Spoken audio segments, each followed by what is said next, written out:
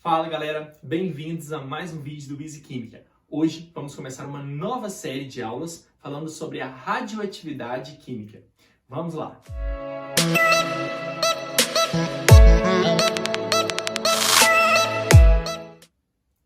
Bom, hoje nós vamos começar falando do histórico, né? A aula de hoje vai ser um breve histórico sobre como surgiu a radioatividade, como ela foi descoberta e nas próximas aulas a gente entra mais aprofundando, né, nessa matéria aí. Então, olha só, radioatividade. Primeiro, em 1895, gente, esse cara aqui é muito difícil de falar o nome, Konrad Roentgen. Tá vendo a pronúncia, né? Ele descobre o raio-x. Como que ele fez isso? Ele estava estudando a ampola de Crookes. Vocês lembram da ampola de Crookes lá do modelo de Thomson, que ele estudava os raios catódicos? Então, ele fez uma pequena modificação na ampola e percebia que quando ele colocava um metal ou um vidro na frente dos raios catódicos, esse metal ou esse vidro emitia um outro tipo de radiação, um raio estranho, diferente. Ele denominou de raio-x. Ele percebia que esses raios eles conseguiam deixar metais ou chapas fotográficas fluorescentes ou fosforescentes. Eles conseguiam deixar esses alguns outros compostos fluorescentes ou fosforescentes, tá? Então, ele achou esquisito aquilo e viu que, na verdade, aquilo não era um raio catódico, aquilo era um outro tipo de raio que estava sendo emitido através dos raios catódicos. E ele denominou, então, de raio-x. Uma coisa muito interessante é que ele tentou colocava a mão dele perto do raio-x e ele conseguia enxergar os ossos dele. Aonde não era osso, passava direto e ficava escuro. E aonde era a mão, ficava branco. Aqui, ó, uma fotinha para vocês verem como é a primeira imagem da primeira radiografia, né? Primeiro raio-x que foi descoberto, que foi da mão do Roentgen, a mão dele, certo? Então foi descoberto o raio-x em 1895 com a utilização da ampola de Crookes, beleza?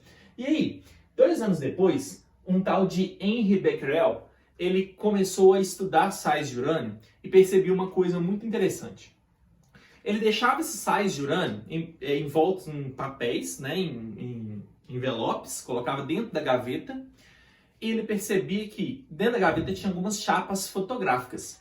Essas chapas fotográficas que apareciam na gaveta, elas saíam todas manchadas, mesmo vários dias depois que o sal de urânio estava lá dentro do envelope, né, sem receber nenhuma luz, nenhuma radiação. Então, engraçado, porque ele estava manchando as chapas fotográficas dele. Então, isso aqui, ó, é um desenho da primeira chapa fotográfica que o Becquerel, uma das chapas que foram manchadas por causa do sal de urânio, né? Então, no início eles não sabiam o que era aquilo e ele chamou então de raios Becquerel. Os raios Becquerel eram aqueles raios que eram produzidos a partir do sal de urânio. Só que, um ano depois, um casal de cientistas, né, Marie Curie e Pierre Curie, os dois, estudando a radioatividade, eles conseguem isolar 2 sais. Eles percebem, 2 compostos. Eles percebem que o sal de urânio que o Henri Becquerel estava estudando, quando eles isolavam esse sal de urânio, eles percebiam que o urânio era radioativo, mas as impurezas que estavam no urânio eram mais radioativas do que o próprio urânio. Mas olha, peraí, engraçado. Primeira conclusão que eles chegaram. Quando eles pegavam sais de urânio, diferentes sais de urânio, eles percebiam que todos os sais de urânio emitiam radiação. Então, a primeira conclusão é que o urânio que era o responsável pela radiação. A segunda conclusão é que quando eles purificavam o sal de urânio, eles percebiam que as impurezas elas eram até mais radioativas do que o próprio urânio. Uai, como assim? Então eles identificaram 2 novos elementos químicos. Eles conseguiram descobrir o polônio, que era 400 vezes mais radioativo do que o urânio que o Becquerel trabalhava, e descobriram o rádio, que chegava a ser 900 vezes mais radioativa do que o próprio urânio. Então, olha que doido, eles conseguem isolar os 2 primeiros elementos químicos, né? E eles perceberam também que o tório, eles não foi descoberto, mas eles perceberam que o tório também era radioativo. O mais doido é que o rádio, por ser muito radioativo, ele tinha uma temperatura normal maior do que a temperatura ambiente. E se você colocava ele no escuro, ele brilhava, ele emitia radiação, era tão violenta a radiação que ele emitia, que ele brilhava. Então, imagina só que Marie Curie, ela morreu nova assim, né? Ela morreu em 1934. Por quê? Ela já estava cega, ela já estava com o corpo todo comprometido, com câncer, por causa do efeito da radiação, que eles não sabiam, eles trabalhavam com aquilo, não sabiam que era perigoso, né? Quando ela andava com isso para todo lado, era muito, ela se contaminou demais, e ela morreu por causa disso, né? Por causa do câncer provocado pelo efeito da radiação que ela trabalhava, né? 34 anos trabalhando com radiação. Agora, o seguinte, o marido dela morreu em 1908, 1906, 8, não lembro. Por quê? Por causa da radiação também? Não, porque ele foi atropelado por uma roda de carroça. Roda de carroça. Dá pra acreditar? É a vida. Então, ela, por ter isolado esses dois elementos, gente, ela se tornou... ela, na verdade, os dois. O casal, eles ganharam... em 1903, os dois ganharam o Prêmio Nobel de Física, porque eles descobriram elementos químicos novos, né, por causa da descoberta da radiação. E em 1911, ela sozinha, por ter descoberto o rádio, ela recebeu em 1911 o Prêmio Nobel de Química. Então ela foi a única pessoa que ganhou 2 prêmios Nobel em áreas diferentes, um na física e um na química. Muito fabulosa ela, né? Então, gente, aqui juntamente com nessa época aí, pensa comigo. Aqui ainda existia o modelo atômico que estava sendo proposto, era o modelo de Thomson. Então, estavam descobrindo o elétron ainda, não sabia nada do núcleo. Então, eles não sabiam que as radiações, elas eram emitidas pelo núcleo ainda. Concorda comigo? Em 1897, o Thomson propôs o modelo dele. E o modelo dele, ele falava que era uma esfera com elétrons, uma esfera positiva com elétrons incrustados. Então, eles não tinham ciência do núcleo ainda, que foi descoberto só em 1911 com Rutherford. Mas aqui ainda, olha só, em 1898, mesmo ano que eles descobriram esses elementos novos, o Rutherford, ele identifica as partículas alfa e beta. Ele consegue identificar essas partículas alfa e beta. Como que ele faz isso? Ele pega um material radioativo, coloca dentro de um bloco de chumbo para que os raios fossem, né, em linha reta aqui e não espalhassem. Então, gente, ele colocou um campo elétrico negativo em cima e um positivo embaixo.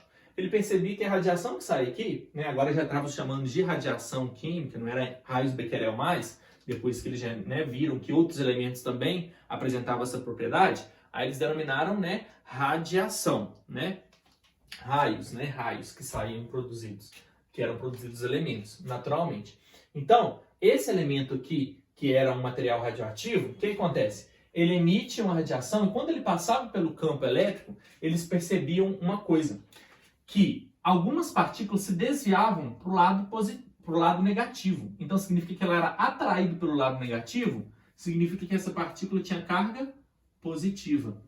A partícula que era atraída pelo lado positivo, significa que tinha carga negativa, certo? Aqui ele colocou uma tela fluorescente que você enxergava aonde batiam essas partículas aí, esses raios. E aí, olha o que aconteceu. Ele chamou a partícula positiva de partícula alfa. E ela tinha carga positiva. E a negativa de partículas beta. 2 anos depois, gente, um outro cientista repetiu o experimento de Rutherford. E aí ele percebeu uma coisa que o Rutherford não tinha percebido. Que algumas partículas passavam direto. Quando essas partículas passavam direto, significa que elas não tinham carga nem positiva e nem negativa. Foram chamadas de radiação gama. Não tinha carga, ok? E aí, outra coisa interessante que eles perceberam dessas 3 radiações que partiam do elemento radioativo, era que as partículas alfa, que eram as positivas, elas não davam conta de atravessar nenhuma folha de papel. As partículas beta, elas atravessavam uma folha de papel, mas elas não eram capazes de atravessar uma laminazinha de alumínio de 1 milímetro. Nem roupas, né, mais acolchoadas, nem madeira, ela não conseguia atravessar. Já os blocos, a radiação gama, ela atravessava tudo isso, só que ela não conseguia atravessar um bloco de chumbo de pelo menos 8 milímetros. Ela era barrado por um bloco de chumbo. Então significa que essa radiação era bem penetrante. Essa aqui pouco penetrante e essa aqui quase nada penetrante, né? Depois nós vamos estudar na próxima aula, então, os tipos de radiação, cada uma delas, e nós vamos ver como que as reações nucleares acontecem, baseado nas características de cada um dessas partículas que são emitidas pelo núcleo do átomo. Então, até a próxima aula. Espero que vocês tenham gostado.